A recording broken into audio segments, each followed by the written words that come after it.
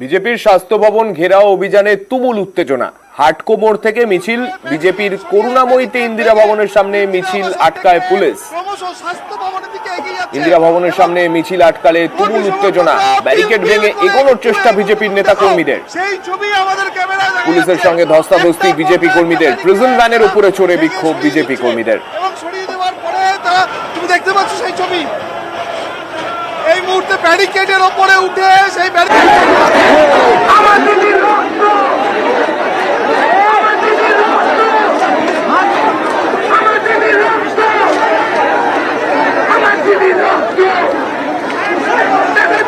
এখানে যে ব্যারিকেড আছে কিছুই নেই, বিজেপি ফুরি নেই, পুলিশ উড়ে চলে যাবে। বিজেপির কর্মীদের এত ক্ষমতা আছে,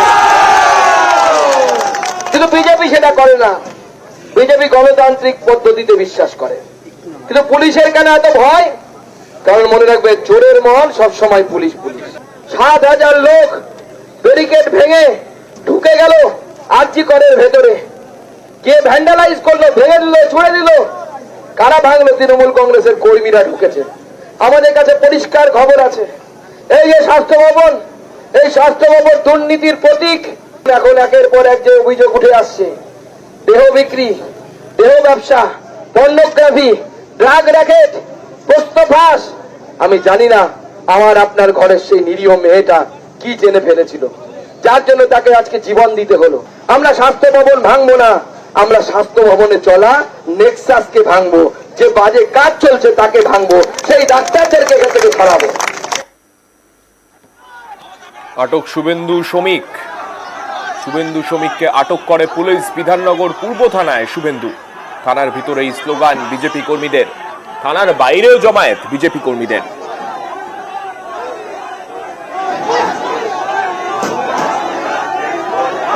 স্বাস্থ্য ভবন যান, স্বাস্থ্য ভবন যান, স্বাস্থ্য ভবন যান। অবৈধ শান্তিপূর্ণ আন্দোলন, ৫ জন দেখা করতে চাইছিলাম স্বাস্থ্য ভবনে, দিল না।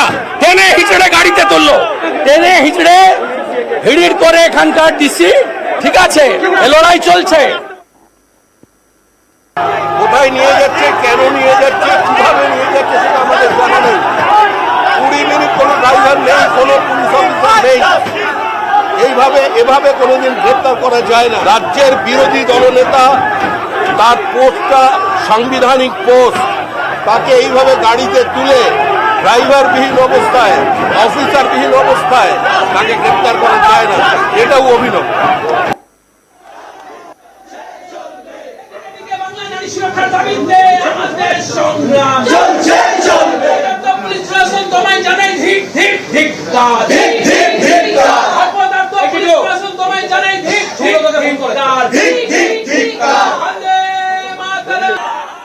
সল্টলেকের স্বাস্থ্য ভবন অভিযানে পুলিশি বাধার অভিযোগ। প্রতিবাদে আজ রাজ্য জুড়ে থানা ঘেরাও কর্মসূচি বিজেপির কর্মসূচি ঘিরে জেলায় জেলায় অ্যালার্ট পুলিশ প্রশাসন। মাননীয় রাজ্য সভাপতি আগামীকাল এই পুলিশি বর্বরোচিত আচরণ এবং আমাদের স্বাস্থ্য ভবনে ঢুকতে বাধা দেওয়ার প্রতিবাদে রাজ্যের সমস্ত থানাতে বিজেপির পক্ষ থেকে থানায় বিক্ষোভ এবং ঘেরাও শান্তিপূর্ণভাবে করার জন্য নির্দেশ দিয়েছেন। পলিগ্রাফ টেস্টের আবেদন মঞ্জুর। শিয়ালদা আদালতে আবেদন মঞ্জুর করা হলো। প্রাক্তন অধ্যক্ষ সন্দীপ ঘোষের পলিগ্রাফ টেস্ট, 4 ডাক্তারি পড়ুয়া তাদেরও পলিগ্রাফ টেস্ট করা হবে। ভরসা করা যাচ্ছে না, কোনো বয়ানেই পলিগ্রাফ টেস্টের আবেদন করে সিবিআই। সেই মতোই শিয়ালদা আদালতের তরফে মঞ্জুর করা হয় সেই আবেদন।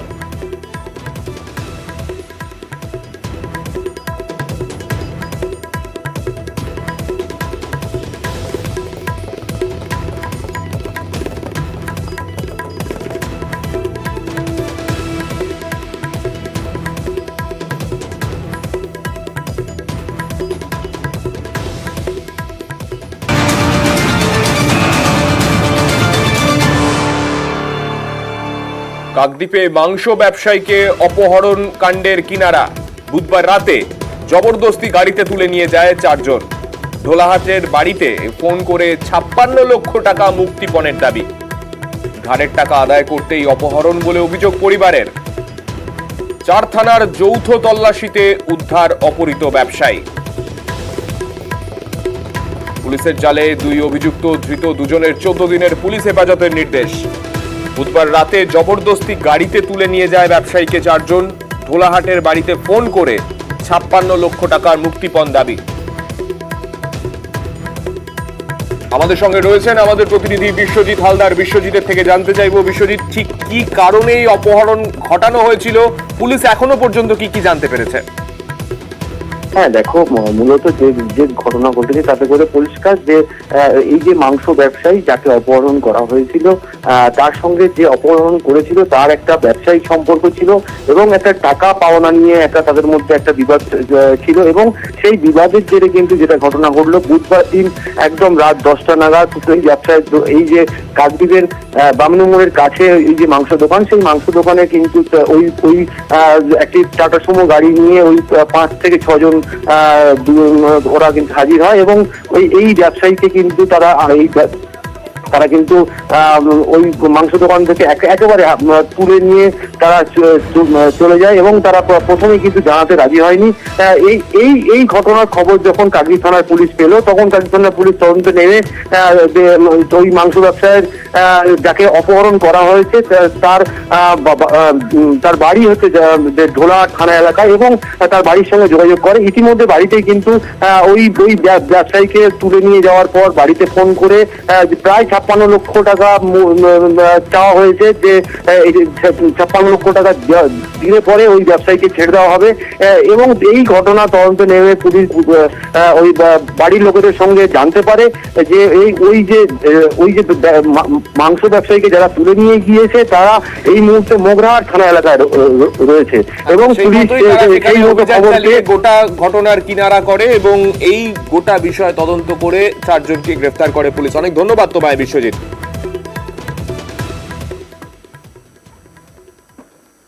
আবহাওয়ার খবরের দিকে নজর রাখবো। উত্তর বঙ্গোপসাগরে ফের ঘূর্ণাবর্তের চোখ রাঙানি। উইকেন্ডে ভারী বৃষ্টি দক্ষিণবঙ্গের জেলায় জেলায়।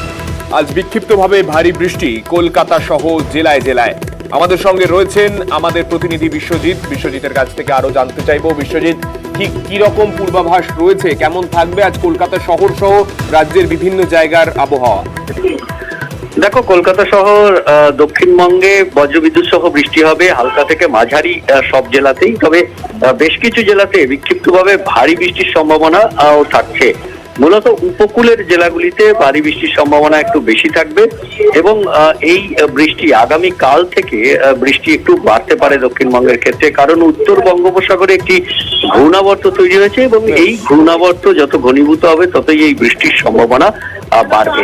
তবে উত্তরবঙ্গেও বিক্ষিপ্তভাবে ভারী বৃষ্টি রয়েছে। দার্জিলিং, কালিম্পং এ ভারী বৃষ্টির সম্ভাবনা রয়েছে এবং মালদা ও 2 দিনাজপুরেও বজ্রবিদ্যুৎ সহ বৃষ্টি, অর্থাৎ রাজ্য জুড়েই মূলত মেঘলা আকাশ, কোথাও আংশিক মেঘলা আকাশ, তবে বজ্রবিদ্যুৎ সহ বৃষ্টি রাজ্যের প্রায় সব জেলাতে থাকবে। একদিকে যেমন যে নিম্নচাপটি রয়েছে সেটি উত্তর বাংলাদেশে অবস্থান করছে এখনো, সেটি ধীরে ধীরে বাংলার উপর দিয়ে ঝাড়খণ্ডের দিকে যাবে এবং অন্যদিকে আরো একটি ঘূর্ণাবর্ত তৈরি হচ্ছে উত্তর বঙ্গোপসাগরে। মৌসুমী অক্ষরেখা সক্রিয় রয়েছে এবং এর যে প্রভাব, অর্থাৎ এই ত্রিফলার প্রভাবেই রাজ্যে বৃষ্টির পরিমাণ বাড়বে। ধন্যবাদ বিশ্বজিৎ।